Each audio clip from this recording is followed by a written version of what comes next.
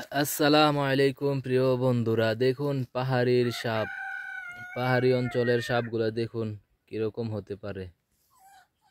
এই সাপগুলা মুরগির দরজার সামনে বসেছিল, তাকে আমি সকাল সকাল এসে মেরে ফেলেছি।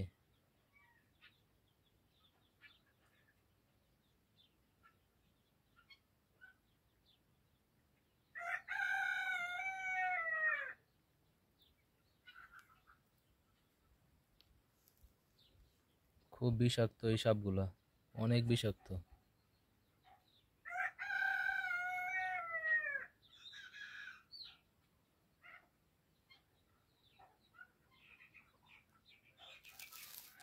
সে এখনো লড়াচড়া করতেছে, এখনো লড়াচড়া করতেছে, এখনো লড়াচড়া করতেছে। দেখুন